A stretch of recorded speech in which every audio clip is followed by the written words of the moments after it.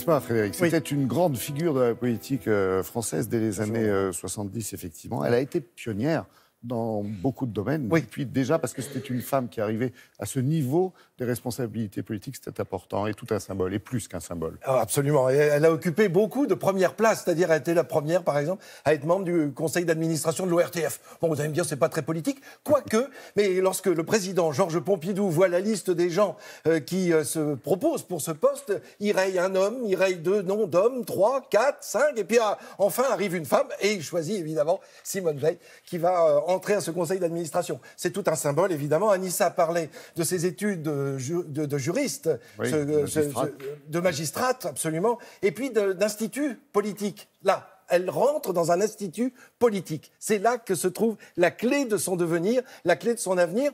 Et elle entre en politique, pardon, madame, mais 47 ans. Donc on peut se dire qu'elle entre en politique à l'âge de 47 ans. On peut se dire, ben, c'est presque un début de fin de carrière. Comprenez-moi, hein, à demi-mot. Mais c'est l'explosion, effectivement. Valéry Giscard d'Estaing, président de la République, confie la formation du gouvernement à Jacques Chirac. Jacques Chirac qui passe un petit coup de fil un soir. Elle le raconte dans son ouvrage.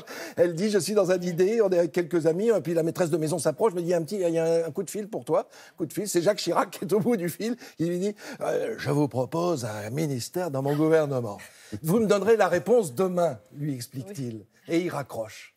Et là, c'est là que tout commence, effectivement, avec ce ministère de la Santé. Finalement, elle va s'occuper de la santé des Français pendant de très longues années, puisque sous Chirac... Ça, c'est en 74. Oui, hein. Mais après, avec les gouvernements Raymond Barre, elle est aussi encore placée dans la santé. Hein. Et puis, après, avec la présidence de François Mitterrand et Édouard Balladur, qui, encore une fois, vive le téléphone, lui passe un coup de fil pour lui proposer, justement, d'occuper ce poste de la santé. Alors, vrai que son combat pour l'IVG, interruption volontaire de grossesse, important, et elle l'explique, et on l'a vu dans les images. Et puis, 2 ans plus tard, elle se bat contre le tabagisme. On a oublié ça. Elle lance la première campagne contre le tabac. Et elle est soutenue par le ministre des Finances de l'époque, qui lui dit « Moi, je te soutiens », alors qu'on sait combien ça rapporte à l'État. Enfin bref, je vous propose des images qui vont nous permettre de replonger dans toute cette histoire, avec toujours en tête, un numéro, 78 651. Son numéro de matricule, à Auschwitz. Oui, cette femme va se battre toute sa vie pour notre bien-être. Et puis, non pas faire oublier, mais faire comprendre qu'on se relève, quoi qu'il arrive, et on marche droit devant, et on file. Alors, évidemment, il y a cette femme politique de 74, où on la voit là, à la table du Conseil des ministres, elle est un peu tout au bout. Mais non, elle est ministre à part entière. C'est la 2e en France, il n'y en avait qu'une sous la 4e République, Madame Poinceau-Marie, qui était en 1947, qui a été ministre de la Santé. C'est dire si tout de suite elle est placée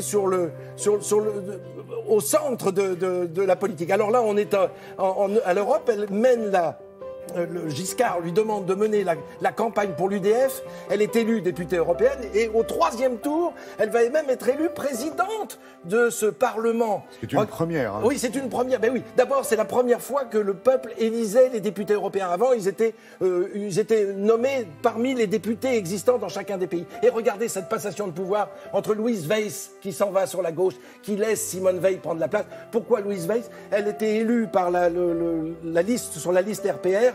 Et elle a été la doyenne de cette assemblée, donc c'est elle qui préside la première, tout de suite, la première session. Donc elle passe le flambeau. Et puis ce soutien avec Jacques Chirac, notamment pour d'autres élections européennes. En fait, son rôle de présidente du Parlement, c'est pour 30 mois. On est élu 30 mois, c'est-à-dire 2 ans et demi.